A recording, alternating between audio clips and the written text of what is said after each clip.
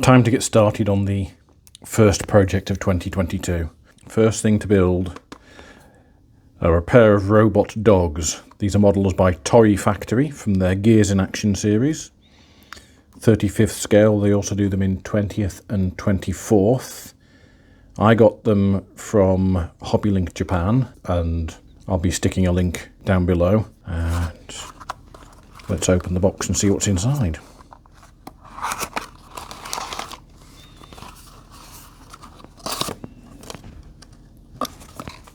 So, little bag of 3D printed parts, safety and build notes in Japanese, English and Chinese, or maybe Korean. I think Tori Factory is Korean, so that's probably Korean, not Chinese.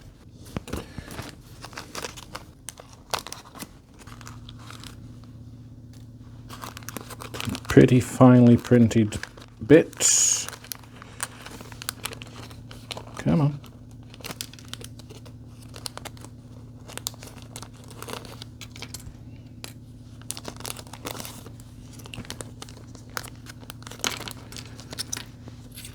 So, 2 bodies, legs, I think that's same legs twice, so you're allowed to make mistakes. A rather nice looking crossbow. And some crossbow bolts. Very, very basic instructions. Well, not even instructions, it just tells you what you got. So you got body parts, leg 2 and leg 1, but they do look to be the same.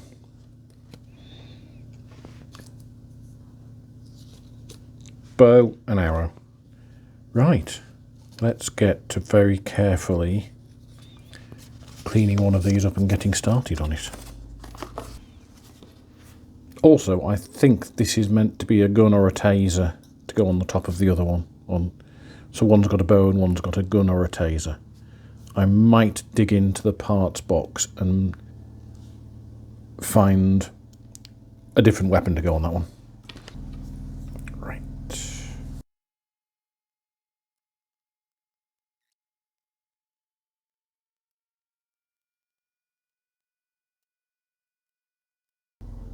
Okay, this is going to be the underside, so all these little nubblies, I'll clean them, but it's not as bad as if they were on the top with all the detail. Parts detached for dog 1, and here's why they give you 2 sets of legs. I managed to break one of them. But I think I can still use that in the diorama as a spare part.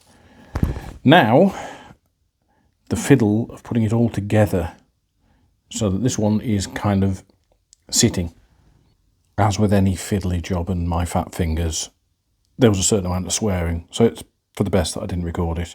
I'm still not entirely sure how the crossbow goes on there, and in fact I might use that in a different part of the diorama and have a dig through the parts box for some other weapon to stick on it. And here's Robo Dog 2. Further evidence of why it's good that they included extra legs. One of them shot off across the room and I still haven't found it, and I dropped one and I broke another. So thank you Tori Factory for knowing that clumsy fat-fingered modelers like myself are bound to lose some of those legs. So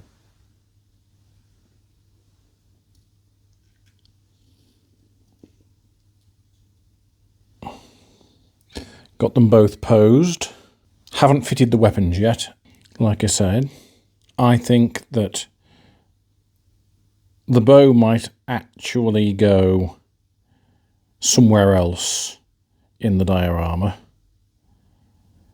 because it doesn't make much sense because they can't reload the bow. So I'm going to put something with more than one shot on it. Same goes for this taser gun, which also I can't work out what this does yet. Unless that goes with the bow somehow. But either way, the weapons included, which the bow in particular is incredibly detailed. They're going to be used somewhere else in the diorama. and I'm going to fit Uzis or some such to the dogs themselves. So I'm going to go away and have a think about how I'm going to do that, and then once they're fitted, I shall paint them. The Robo Dogs are complete. In the end, I found an Uzi to go on this one. This is the mount, as far as I can tell, for putting the crossbow on, but I couldn't work out how to do it. And anyway, it's a single shot weapon. So we've got the Uzi upside down so that operators can come and yank out the magazine and replace it. And on the back, it's carrying spare clips. So it's a point defense dog. This one's more of a scout dog. I fitted the little gun, which looks a lot like a taser, that came with it. That was so much easier to work out how it fit. So these two will be in the diorama somewhere, probably having just discovered something or getting ready to defend. The crossbow and quiver will go in the Land Rover that I'm going to build for this diorama. And next job is to paint everything. The kit is quite lovely. Goes together really well once I've stopped dropping it on the floor and breaking the legs.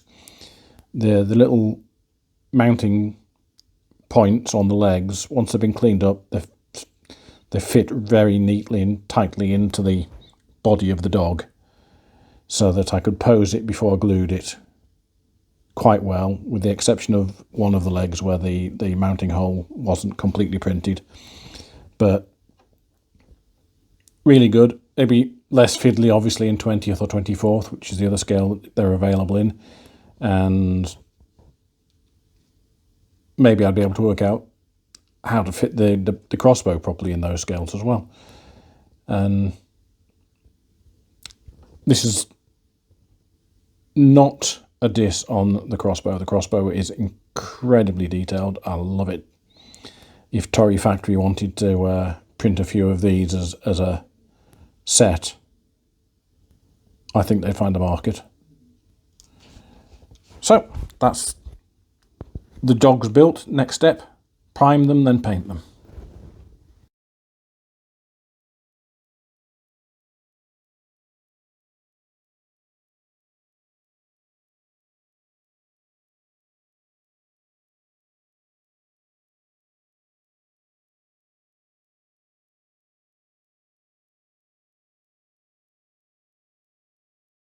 And there they are done. They still need some weathering, some dry brushing and the like, but I'm going to wait until I've got the diorama built so that I can make them match the surroundings. Quick recommendation if you want things like cool logos and on the like on your models. If you're looking for something quite striking as a small icon, then I highly recommend nail art transfers.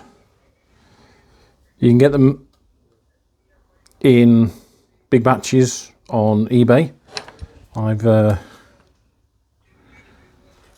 These are just a selection of the ones that I've got. Themed, of course. So you've got the Halloween ones.